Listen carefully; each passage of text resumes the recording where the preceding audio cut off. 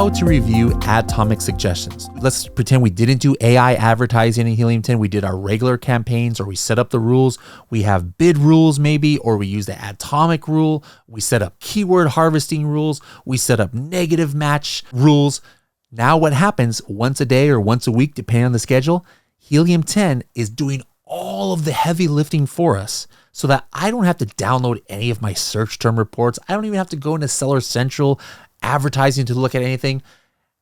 Helium 10 Adtomic is just going to tell me, hey, based on the rules that you gave us, here is what we have come up with that is going to help you hit your goals. Take a look at this. This is super cool. First up, if I was just choosing one of the Helium 10 algorithms, all of my bid suggestions are going to be in AI bids. For me, I actually did custom rules. So all of my bid suggestions are going to be here in the bids part. Now, do you remember how I put rules based on my ACoS?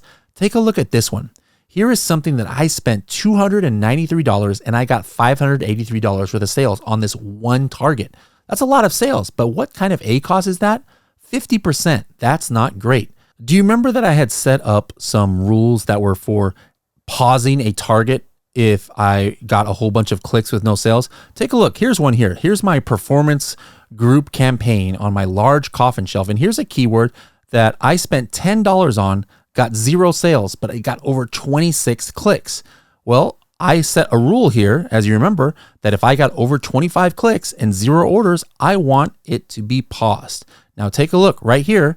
It's saying, do you want to pause this? And all I have to do is just hit this check mark and it's going to say yes. And if I go ahead and hit apply one change, it's going to go ahead and find that campaign and do it for me. I don't have to find the ad group. I don't have to pause this campaign or nothing. Helium 10 is going to do it for me. But let's say, you know what? This is an important keyword. Like, I know I got 26 clicks, but you know what? $10 of spend wasn't that much. I want to let it ride for one more week and see what happens. Well, in that case, I want to snooze it. All right. This X button here in the middle, this is the snooze button. So basically I'm saying, you know what? Don't do anything for right now. Take a look next week and see what happens and let me know if it's still in the same situation, right? Now, what if this is like a super important keyword? Like, what if this is my most important keyword? I'm like, you know what? Yeah, I'm not doing good on this keyword, but I absolutely am positive I'm going to do better. Just whatever happened, or I can't give up on this keyword because I know it's going to turn around, or I'm going to optimize it. And I never want Helium 10 to ever tell me to negative match or to pause this.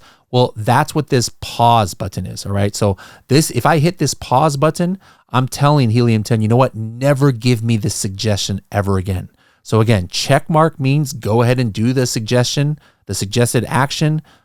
X means snooze, and pause means never show this to me again. Here are all of my rules here that is going to help me get to my goals with my ACoS, and one by one, or I can just select all of them and go ahead and process it.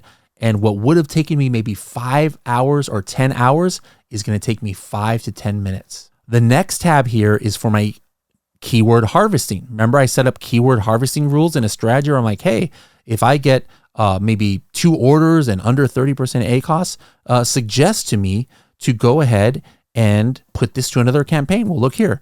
I found a keyword egg holder for fridge wood. I spent $10. I got $40 worth of sales. So now it's telling me, you know what? You should probably go ahead and put this in your performance campaign and your research campaign.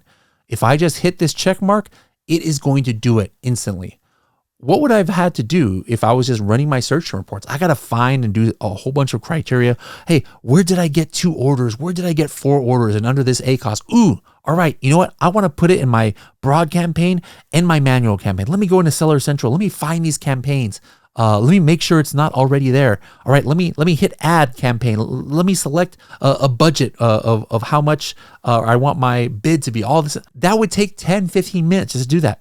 Here, it takes me 1 click because this suggestion already is here. And I just say yes or no, and it's going to take care of it for me. The last one was the negative matching. I set up rules for that too, where I say, hey, if I get X number of orders, then I want you to go ahead and negative match this.